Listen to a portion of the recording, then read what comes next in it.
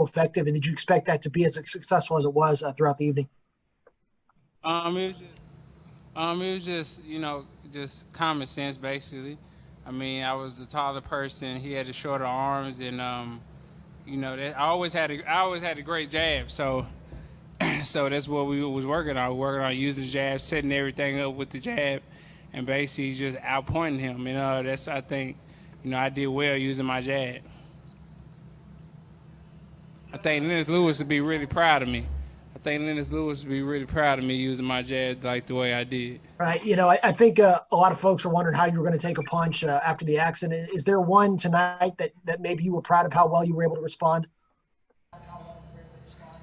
No, because I had a 10, 12 week training camp where I was sparring. So, I mean, I was taking the punches in sparring, so I wasn't surprised. I was taking the punch in the fight because it was something that I've been taking, so I wasn't surprised at all, and I always had a great chin.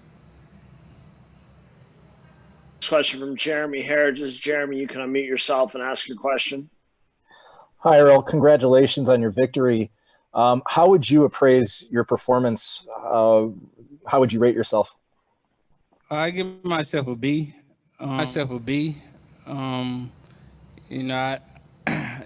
I think I had a little bit of ring rust in there, but I think I was just in such great shape and had a great training camp and took everything serious. Where I could overwhelm. I can just not be discouraged by me having ring rust and things like that. So I feel like just working my jab and using my angles and boxing was the best move, and that's what I basically did.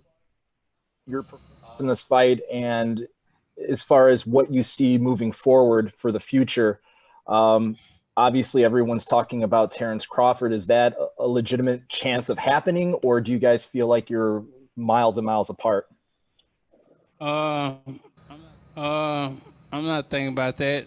I'm thinking about seeing my kids tomorrow and chilling on my ranch and finally riding my horses after 10, 12 weeks and just chilling out and eating some good food. So we'll see what holds in the future. But right now, just to enjoy myself. I had a long year and a half, to come back and work hard, train hard, and just was 120% focused. And I'm gonna wind down for like a week or two till I get back on the ball. Here to media on the Zoom. Please raise your hand if you'd like to ask a question. We'll take our next question from Keenan Atchison. Keenan, you can unmute yourself and ask your question.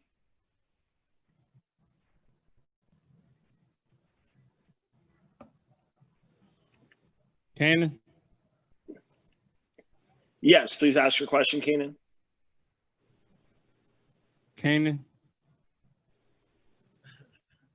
All right, we'll move on to Mark Wicker. Mark, you can unmute yourself and ask your question.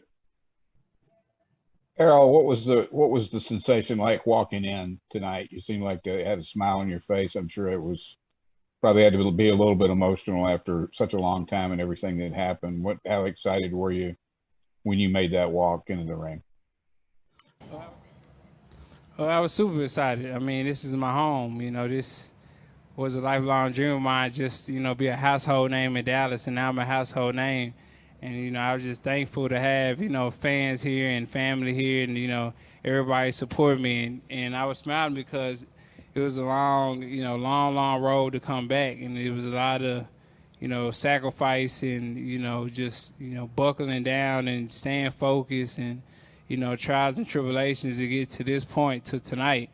And I got to that point and, it paid off. So, like they say, everything happened for a reason. And I feel like, I'm here for a reason, and I basically proved that, I'm back and I'm here to stay, and I'm the unified champion of the world. That first round feel, I mean, you were sharp. It didn't look like it looked like you had kind of taken up where you left off, and did that feel any different than any other first round you usually fight? No, it was just, like I said, I've been training. I've been in the gym for probably March. I've been in the gym since March, late March. And, we just been working and training hard and just, being 100% focused. So I was just, this training camp, I was just in the gym 24/7. I dedicated, basically everything just to come back and get back. And I knew I had to be just focused and go back to what I used to do and being in the gym all the time and being actually a gym rat and not just going to training camp when I got a fight coming up and actually just being there and being ready, when I got that call. So, this training camp was a little bit different. It was like back in the day where I was already, I didn't have to lose 30, 40 pounds. I was actually in training camp, training for strategy and things like that instead of, trying to lose weight and going to the gym knowing I got to lose, this much amount of weight. I was actually, already on weight and just, focused on strategy. All right. Thanks, Mark. We'll take our next question from David Melandra. David, you can unmute yourself and ask your question. Hey, Errol, congratulations on your victory. At any point in the fight tonight, did any of Danny's punches hurt you at all? Feel like you're in jeopardy of potentially losing this fight? No, I didn't. I felt some of his punches, but they wasn't hard enough to hurt me or, to wobble me or discourage me, or it wasn't really nothing like, man, like this dude can really punch. He was more strong than anything. So, but I give him all this kudos, great fighter, Iron Chin, came to fight, and, I think, he basically, tried to take my title, and, I defended it well at home. So much respect to him for just giving me his opportunity and accepting the fight and coming to Dallas and fighting me. All right, thanks, Errol. We'll kick it back to questions inside AT&T Stadium.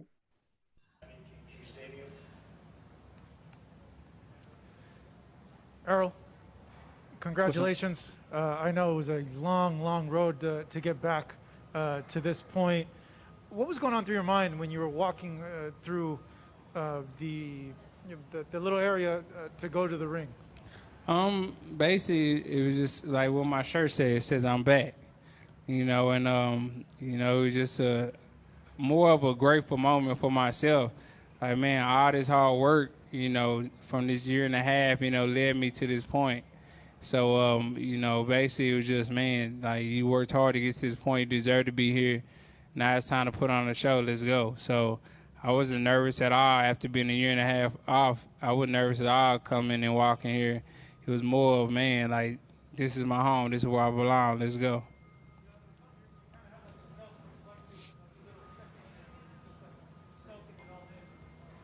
Definitely. I mean,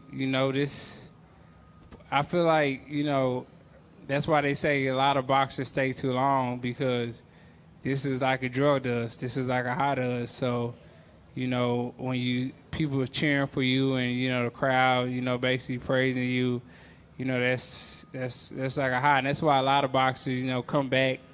Like Sugar Ray Leonard, he came back, he didn't need the money. He came back to fight because he was chasing something. He was chasing that high that, basically, people still cheering his name and being a champion and saying, like even the Hector Camacho documentary was like, man, it's nothing like when people say and new, so, I just, getting that again and just, hearing people and still and, they putting the belts around me and things like that, that meant a lot. And it's just, I'm glad my hard work and basically my dedication and my path to get back, ended with, me defending my titles and, putting the belts around my waist again and doing it in my hometown in front of all my fans. Errol, did you feel that you hurt him at some point in the fight, particularly to the body? Yeah, I think I hurt him a little bit, but Danny Garcia is very tough, very gritty, iron chin, iron body, and he's not going to, basically, cower down to anybody. So I think I hurt him a little bit, but, he's going to fight regardless. It was to the body you felt you hurt him more? Or? Yeah, I think I hurt him a couple times to the body, and I hit him in the chin and hurt him a little bit too, but he just, he's a real fighter, man, so he's not going to go down easy. Did you feel toward the end of the fight he was just trying to make it the 12 rounds and he wasn't going to open up against you? I think he got discouraged a little bit. In the fight, and he kind of, stopped his assault because he wasn't really landing that many punches. I was blocking him, picking him off, slipping him. So I think he was getting kind of frustrated. Errol, great performance. I know you already talked about getting back to the ranch, very understandable. But what did you think of Terence showing up ringside? Do you think that helped build some buzz to make it a big fight? No. I mean, he got to live up to his words. If he say he's not worried about me, then I don't know why he doing what he was doing here. I probably wouldn't go to none of his fights, so I'm not worried about Terence Crawford. Like I said, I'm going to enjoy my time with my kids and chill out and just reflect on this year and a half that, you know, I came back and, you know, we're going to move on in the summertime and see who I fight. So we'll see. I got to talk to my manager, Al Heyman, and we'll go from there. Derek, you're the only coach in boxing that has 2 unified champions. Are you trainer of the year this year? It's almost over. Hey, man, they'll find somebody to jump in front of me. They'll try to, but they really can't do it this time, I don't think, because of the circumstances. But, you know, you never know. They'll find somebody. And Errol, this proves tonight that you're very popular. Over 16,000 fans in a pandemic. They put, I don't know if you noticed during the fight, they put Crawford on a big screen. He got booed. Well, that's what they were booing. I didn't know what they were booing. Yeah, that's what they were booing. Okay. So what does it say? Do you have this big fan base here? You and Canelo, 120,000? Like I said, I'm not worried about anybody right now. You know, I'm going to enjoy my time with my family, you know, chill out, and, you know, maybe buy a couple horses and goats and cows and chickens and things like that. But, you know, right now I'm just going to chill out, man, enjoy this a little bit of a layoff. You know, it was a hard year and a half for me, you know, coming back. And, you know, I need to rest a little bit and not really think about boxing for like a week and then jump back on the ball. But, you know, I'm not going to get out of shape, not going to get too fat. You know, I'm going to keep working and stay in the gym. Derek, question over here. Could you go into a little bit about the plan tonight for Danny and how crucial the jab was and ended up being? Well, you know, I always say the jab is the easiest punch to throw, the fastest punch you can throw, and the hardest punch to block. And you can see it tonight that it gave him a lot of issues. And he used the jab for the distance. He used the jab just to constantly keep him occupied. And he set him up with a lot of times with the jab. So he used it for several reasons. And then it was beautiful, man. It worked.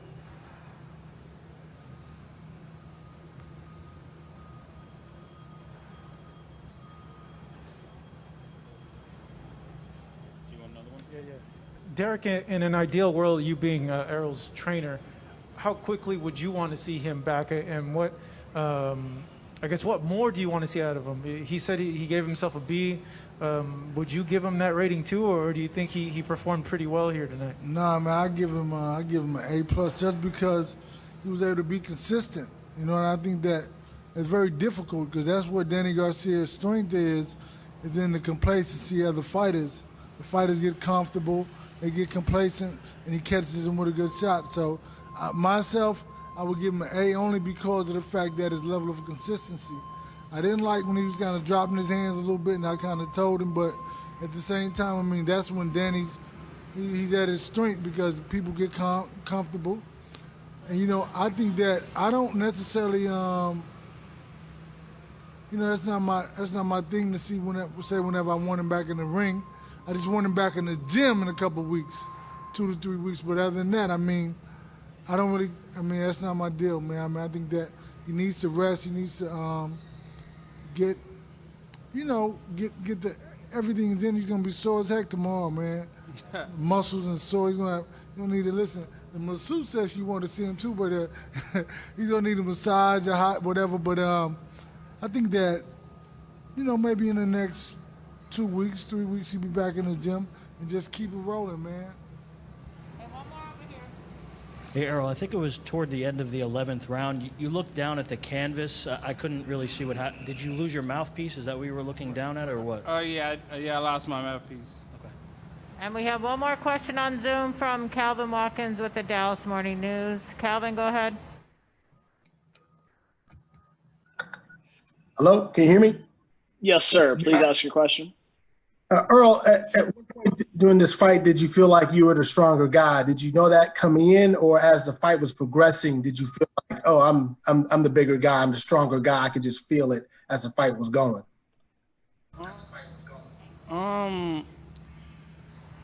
I kind of knew that I was the stronger guy just because I'm stronger than a lot of people. Even though people say I might be skinny or whatever, I'm just naturally strong. People I spar, light heavyweights, and things like that, and push them around. So, I I just felt like I was a stronger guy, and especially him, fighting at 140 before and things like that. And I was already bigger than him. I felt like I was bigger than him. I'm taller than him. My arms are longer than his. So, I just felt like he couldn't do nothing with me if we was fighting on the inside and outside. So, I just felt that I held all the advantages. And before this fight, just watch him fight throughout the years, and watching my fight, I just felt I had a better arsenal than him.